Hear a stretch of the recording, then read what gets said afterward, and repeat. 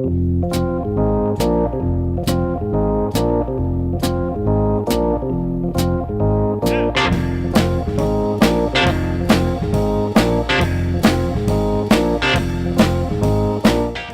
to the Two Blokes Chatting radio show on 94.7 The Pulse.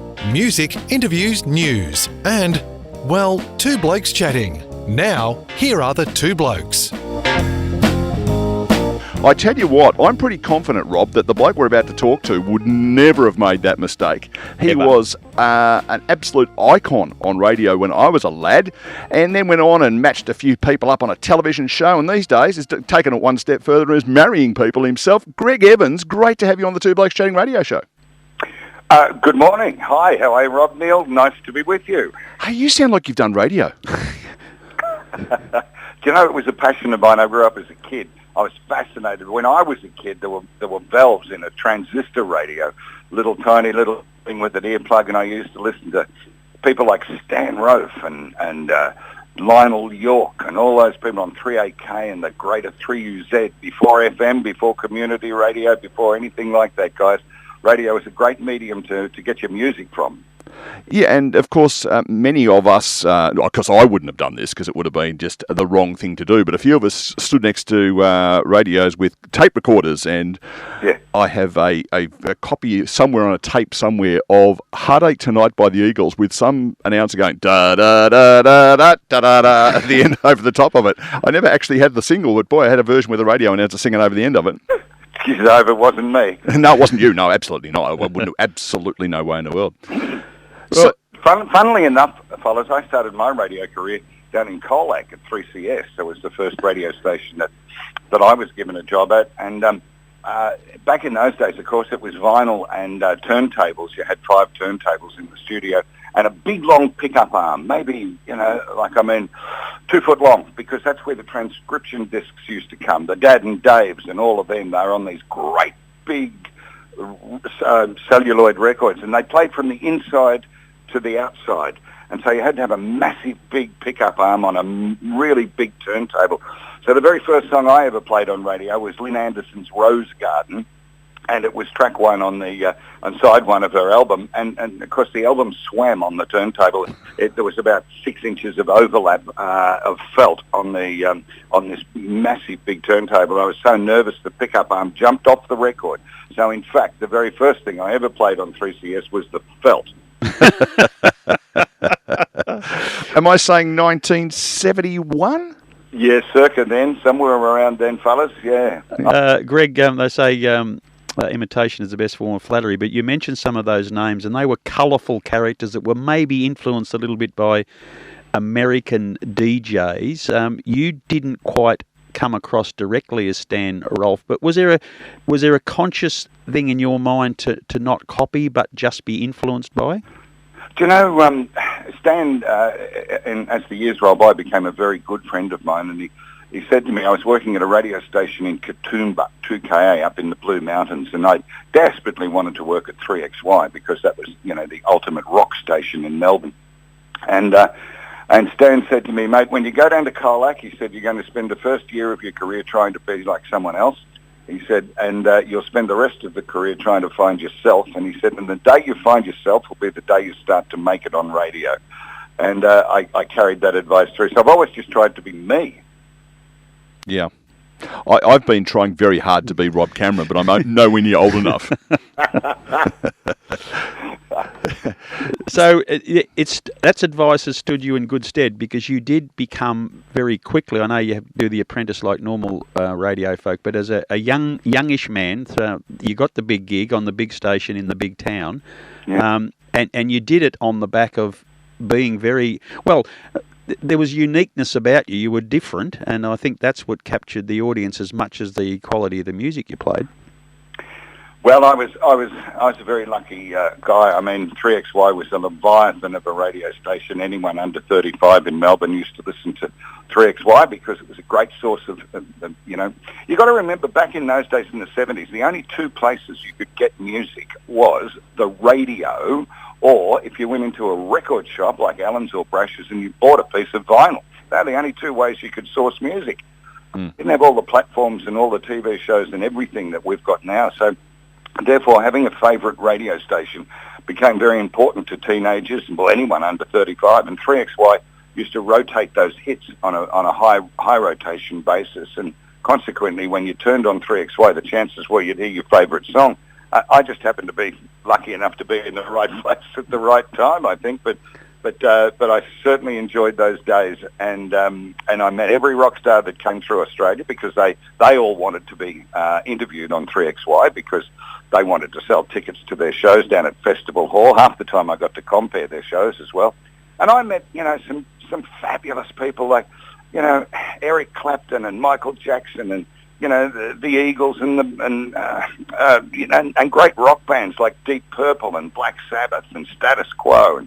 And it was just a really great time. Plus the lighter side of it, the Linda Ronstadts and the Dr. Hooks, and there's a whole gamut. And I've got some lovely pictures of me and Joe Cocker, for example. And it's not every day you get to meet these sort of people, so I was a very, very lucky fella.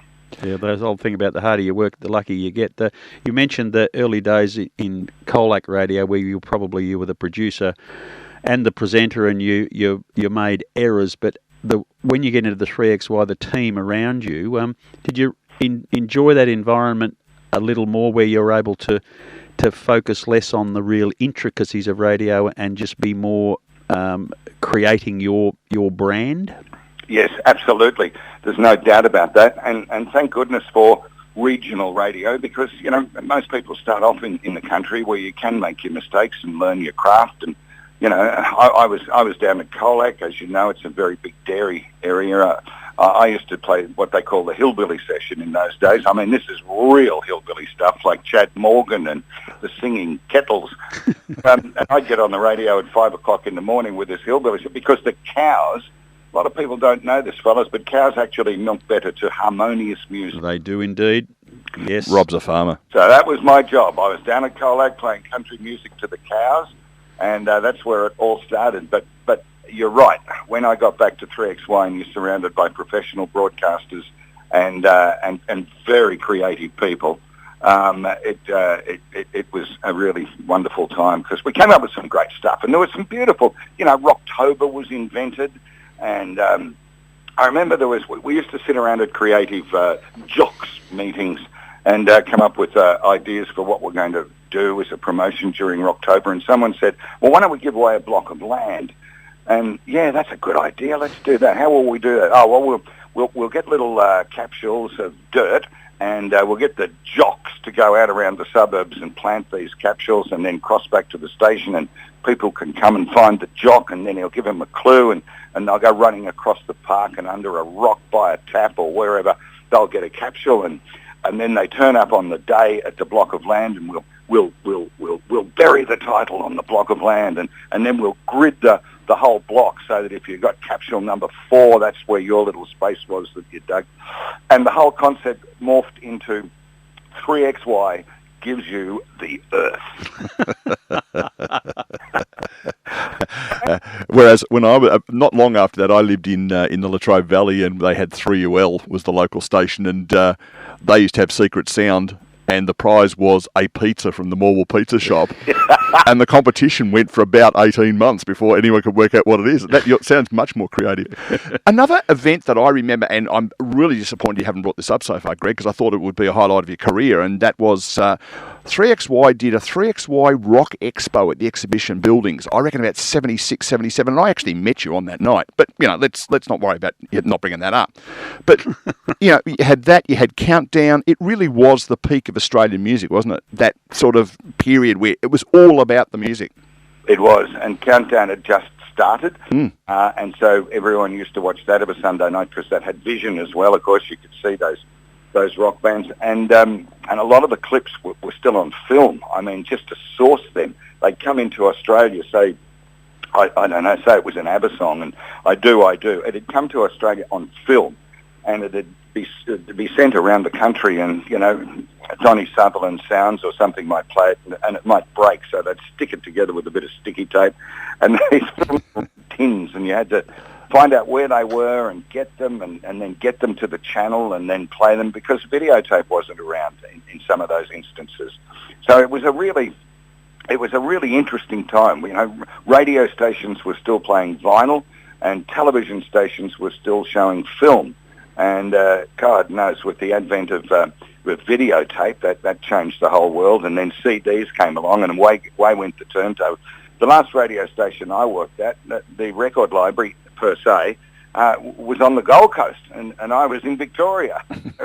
And they call it the universe. Greg, the next phase, you were a good-looking young rooster, so television... Still is. Did television beckon, or did you, getting back to the looking after one's brand, did you put the feelers out maybe? Look, it was interesting that transition. Radio was always what I wanted to do in my first love, but I managed to pick up some awards as the most popular disc jockey in Victoria.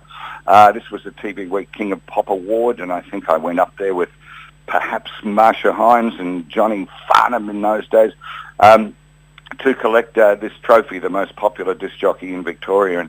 And that was terrific. And then the following year, I won it again.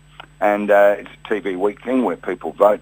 I remember my dad said to me, he was a mad cricket fan, and he said, Greg, if you can get a third one, a hat-trick, he said, you'll make your mark. And I thought that'd be lovely. Sadly, my father passed away, but I did win the third one. And I got up there and I said, you know, thanks very much, everyone, this one's for you.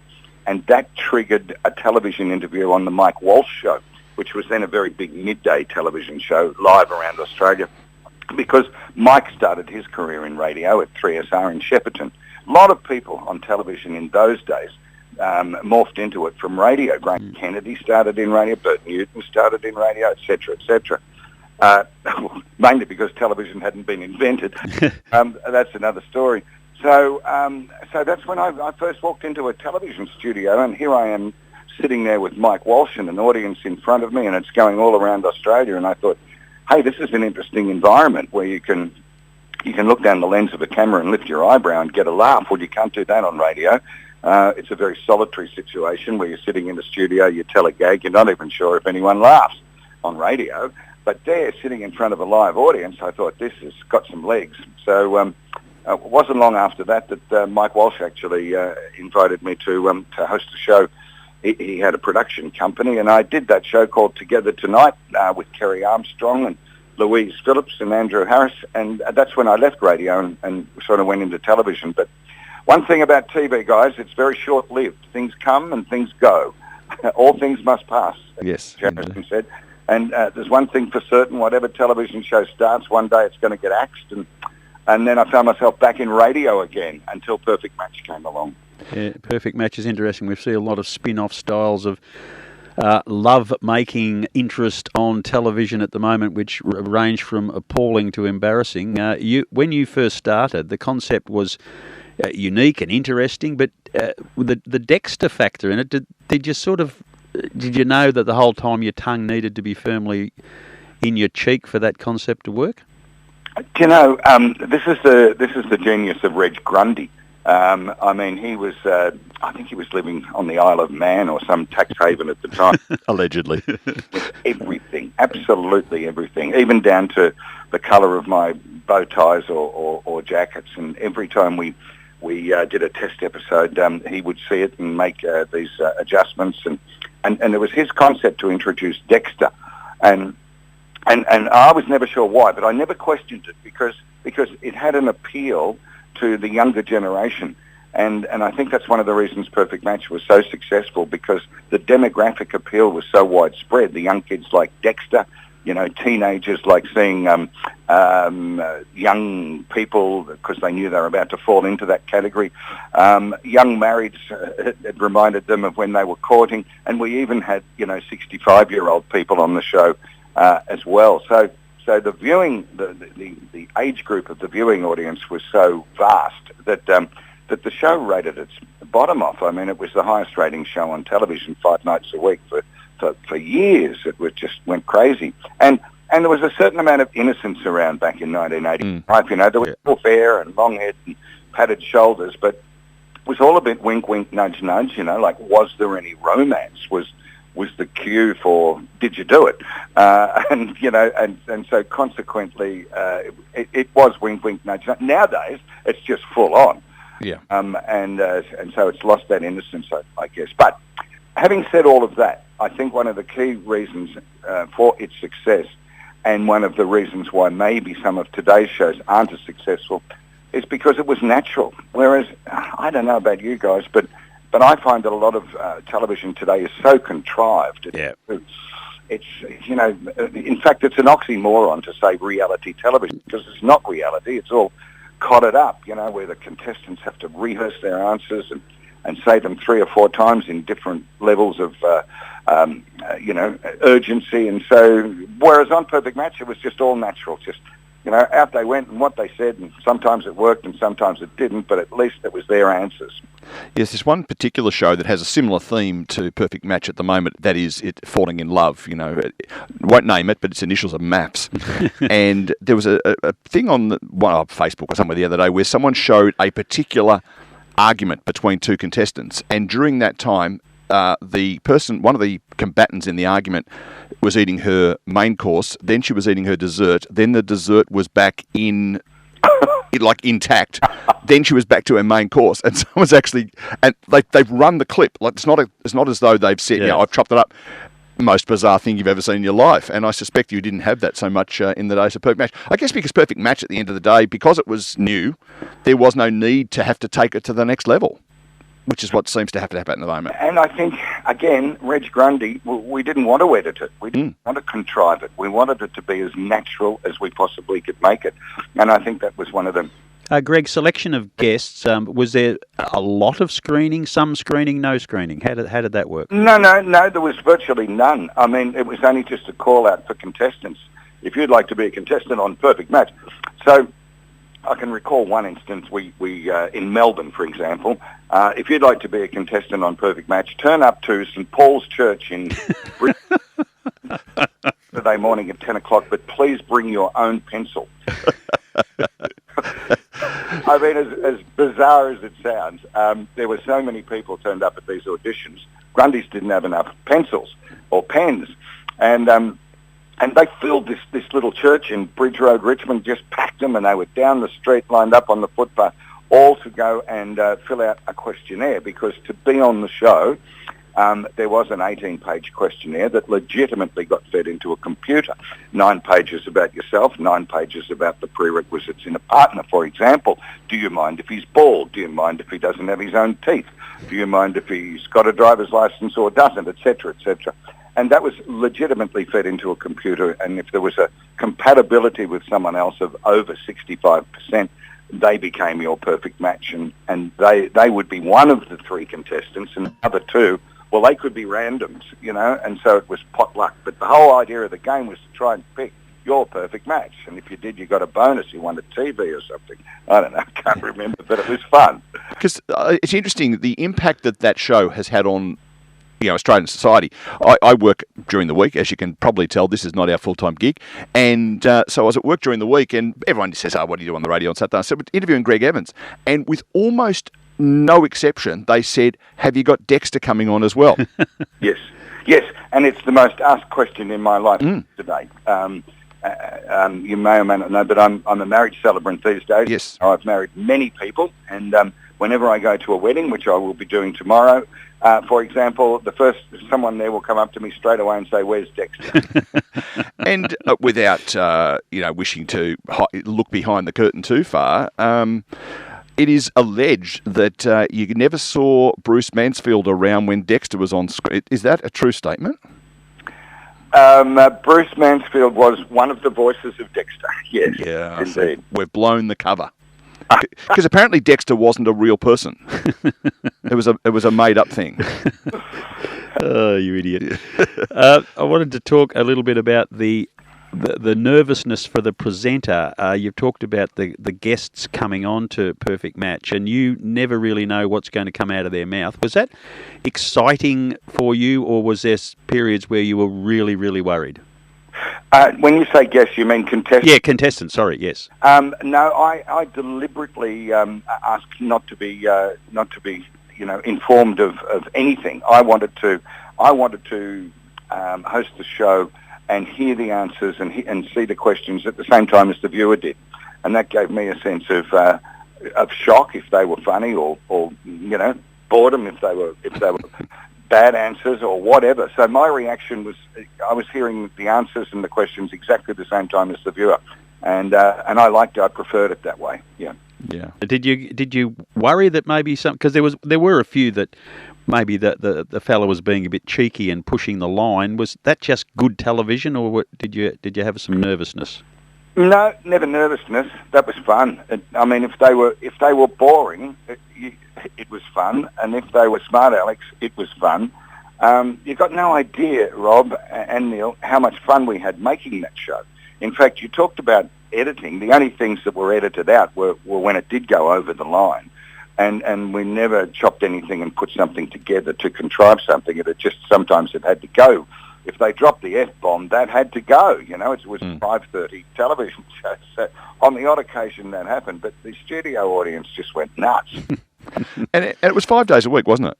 Yeah. So you'd knock over 5 shows in one session. When you were recording them? Yes, that's a common practice. Yeah. Stripping television shows and shows like Start of the Century, probably Chase Australia, all done because you've got to put the set into a studio. It just makes so much sense. Yeah. To have it all set and record 5 shows. So the first audience watched the first 2 shows, and then there was a fresh audience come in to watch the second 3 shows. Because I would have thought that by the time you got through your 5th show, you'd be starting to get tired. Yes. And it would be hard to keep. The Friday night shows would be a little bit, a bit tiring, I would have thought, by the time you got to the Friday night show. You're onto it. Greg, the current role, Marriage Celebrant, I've got friends who do it, and they do it out of just sheer joy, and they get amazing joy and happiness out of spending time with a couple who genuinely want to spend their life together. For you, coming from your background, it seems a little odd to go to this field, but how did that come about? And tell us about the joy that you get out of it. Well, it came about because of my friend Kevin Bloody Wilson. Dear me, there's an odd connection. Yeah, and sorry, we're going to have to edit that out. We can't be saying words like Kevin on this radio show. So Kevin and I are great mates, and his wife Betty and his daughter Tammy used to watch Perfect Match religiously. And anyway, she was getting married, his daughter, and he said, Greg, look, I wonder if you'd do the ceremony for us. He said, you don't have to be a registered celebrant because she will have been married in Nashville the week before, but we want to do another ceremony in Australia for all of her Australian friends. So I'm going to tell everyone old Uncle Harry's going to be the celebrant, but I'd like you to be there as a surprise because Tammy and my wife Betty had just really loved that. So I said, yes, I'll do that. And so Kev flew me over there, very clandestine, nobody knew, and then old Uncle Harry got up and said, we are gathered here. And he said, but I'm not going to do this because we've got Craig Evans. And the theme to Perfect Match came on, and I came bowling down the aisle.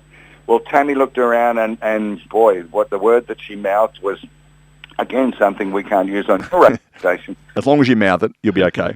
Looked at her daughter and did the same thing, and there was Kev standing in the wings with his arms folded going, Now, he had written the ceremony, so can you imagine a wedding ceremony written by Kevin Bloody? And that was the first time I stood there, and there was Tammy in the white dress, and I thought, now, this is a very important place to stand in someone's life. And anyway, when it finished, Kev said to me, mate, you should do that. You were good at that. People want to get married by the Perfect Match guy. You should do it. So one thing led to another, and one day I met a man called Dally Messenger III. Yes, the Dally. Yeah, I was going to say, the man who has a medal around his neck. Grandfather, yeah.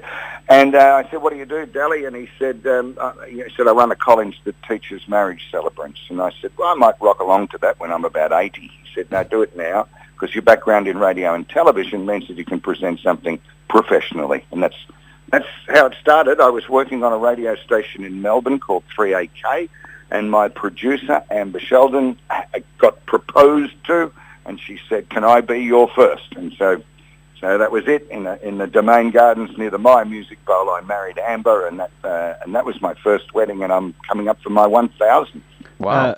My aforementioned friends talk about the joy of it. Is it a gig for you, or do you really get involved in these two people pledging allegiance forever and a day? It's a little bit of both. It's certainly a gig, but no, I really enjoy. I'm a people person, fellas, and I always love being around people. My dad was born in the country, and I was raised in the country, and always had time to talk to people as we walk down the street. And so it does give me a certain amount of, a lot of personal joy to be able to step these people through the process and then bring it up to the big day. And when the day comes, then do a really good job for them, and then have someone say, gee, that was a fantastic wedding. And that does bring a lot of joy. Yeah. Do you have little ratings in your mind after the service, rating 1 to 10 on how long it's likely to last? Yeah, a little mini Dexter. Yeah. There has been a few, I've got to tell you. There's been a few. Greg, it is. We've got to get going. It's just an absolute joy to have, reacquainted myself. 1976 seems a long time ago since we last chatted. Thank you so much for taking some time out of your weekend. I know weekends are a peak time for you with your marriage celebrancy and stuff. If someone said to them, look, I tell you what, Greg Evans marrying us, that'd be great. Presumably the website is not a big guess. It's probably gregevans.com.au, is it? That's it. Yeah. Fellas, yeah. So, What's the waiting period for people to get married these days with you? Well, it varies. It totally varies. The two busiest months are March and November, and October around that time, but it just varies. Sometimes depending on the weather, or Valentine's Day is always a big one. So I've got some bookings for 2025 already. Wow. But only one wedding this weekend, and that's tomorrow. So it varies. Oh, well. I've really enjoyed this. Thank you so much. You brought a smile to my face today, digging up some old memories, and I want to wish you all the very, very best for the future. You're right. You should make it a full-time job, Rob and Neil. It's great. Well, thank you very much. We're trying. If anyone's listening, you know where we are. Thanks, Greg. Terrific to make your acquaintance, and we'll hopefully keep in touch down the track. Thank you, fellas. All the best to you. Good on Thanks, you, Greg. mate. Greg Evans there, radio icon, television legend.